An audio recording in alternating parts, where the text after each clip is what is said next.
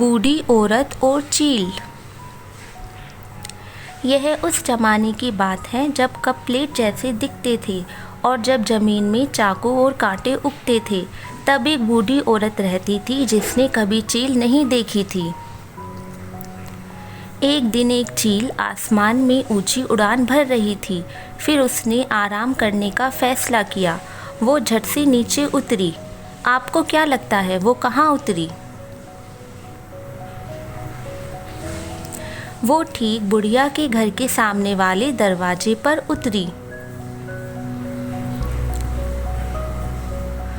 बूढ़ी औरत ने चील को एक सख्त नज़र से देखा और कहा, अरे तुम कितनी मज़ेदार कबूतर हो। बुढ़िया को वो चील कबूतर जैसी लगी। बुढ़िया ने उससे पहले कभी चील देखी ही नहीं थी, पर उसने बहुत सारे कबूतर देखे थे। मैं बिल्कुल भी कबूतर नहीं हूँ, चील ने कहा। फिर चील ने खुद को अपनी पूरी ऊंचाई तक खींचा। बकवास, बूढ़ी औरत ने कहा। तुम्हारे जितने पंख हैं, मैंने उससे कहीं अधिक साल देखे हैं। देखो, जब भी मैं किसी कबूतर को देखती हूँ तो मैं उसे तुरंत पहचान जाती हूँ। यदि आप निश्चित हैं कि मैं एक कबूतर हूँ, चील ने कहा, तो फिर आप यह क्यों कह रही हैं कि मैं एक अजीब कबूतर हूँ?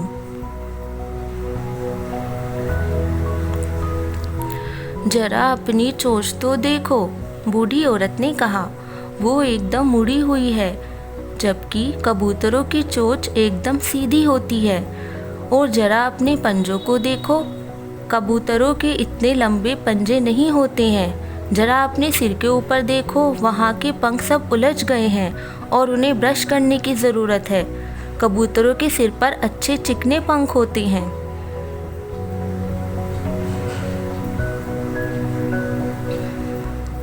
और इससे पहले कि चील कुछ कह पाती, बुढ़िया उसे पकड़कर अपने घर में ले गई।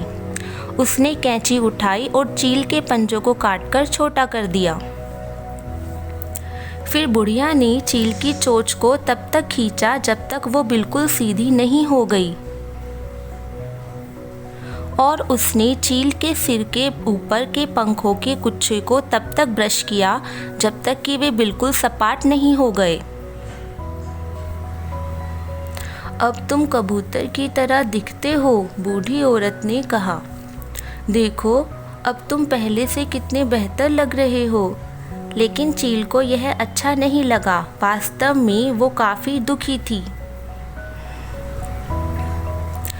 जैसे ही बुढ़िया ने उसे जान दिया, चील उड़कर एक पेड़ की डाल पर जाकर बैठ गई। वो वहाँ बैठकर यह सोच रही थी कि वो अब क्या करे। तभी एक चील आई और उसके पास वाली टहनी पर बैठ गई। अरे, नई चील ने कहा, तुम एक बड़ी अजीब सी दिखने वाली चील हो।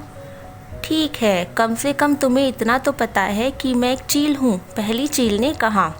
इसके लिए भगवान का बहुत बहुत शुक्रिया। तुम्हें क्या हुआ? नई चील ने पूछा।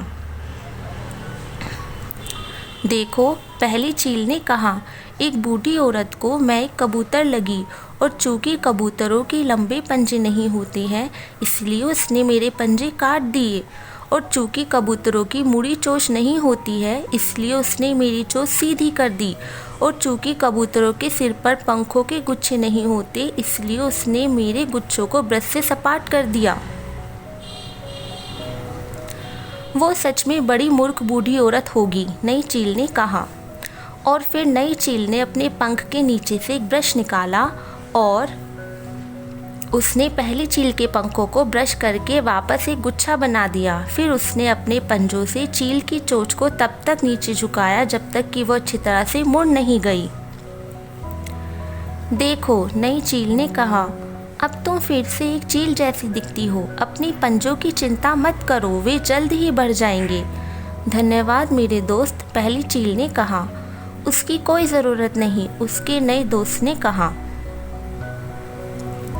लेकिन एक बात याद रखना, उसने जारी रखा, दुनिया में बहुत सारे ऐसे मूर्ख लोग हैं जो चील को कबूतर और कबूतर को चील समझते हैं, और ऐसे बेवकूफ़ लोग अक्सर बहुत ही मूर्खतापूर्ण बातें करते हैं। हमें उस बूढ़ी औरत जैसे मूर्ख लोगों से निश्चित रूप से दूर रहना चाहिए।